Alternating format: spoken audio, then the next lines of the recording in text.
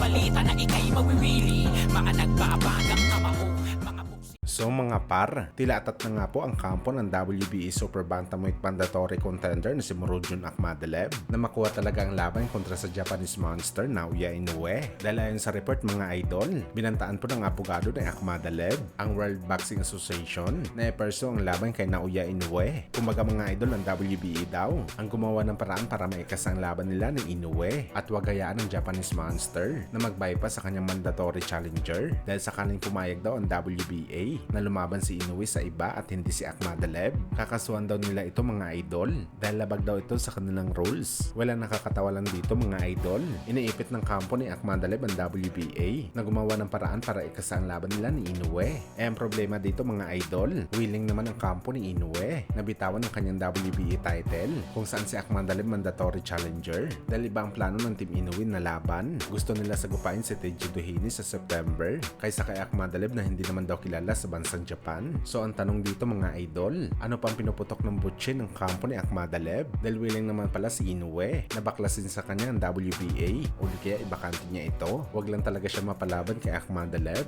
So ibig sabihin nito mga idol, no choice pala ang WBA kundi ibigay na lang hiling ni Akhmadaliev na mapalaban sa isang world title fight sa WBA para makaiwas sa posibleng kaso na isasampa sa kanila ng kampo ni Akhmadaliev. Pero gayon pa man mga idol, malaking kawalan nito para sa kampo ng WBA dahil malaking isda po si Inoue. Sa madaling salita, kapag si Inoue ang may hawak ng WBA title, tiba-tiba talaga ang World Boxing Association sa 3% na makukuha nila sa milyon-milyon na kinikita ni Inoue. Samantala kung si Akhmadaliev naman ang kampiyon, kakarampot lamang makukuha nila dito dahil hindi naman ito isang prize fighter. Kaya malas na lang talaga ng kampo ng WBA at pati na rin ang kampo ni Akhmadaliev dahil sa pag-aakala nila kapag inipit nila ang WBA, makukuha nila ang laban kay Inoue. Pero wais itong si Inoue at ayaw lumaban.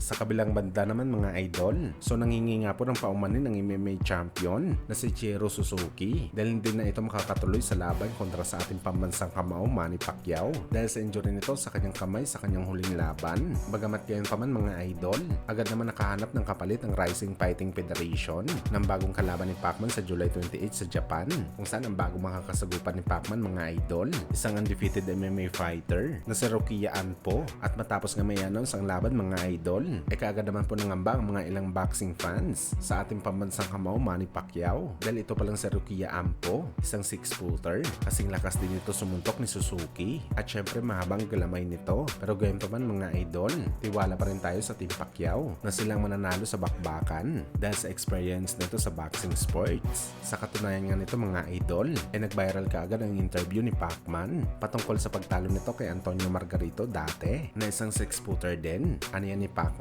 Si Margarito daw ang pinakamalakas nito na kinalaban sa lahat pero gumawa pa rin daw siya ng paraan para durugin ito sa bakbakan kahit makapal pa daw ang padding nito sa kanyang kamay.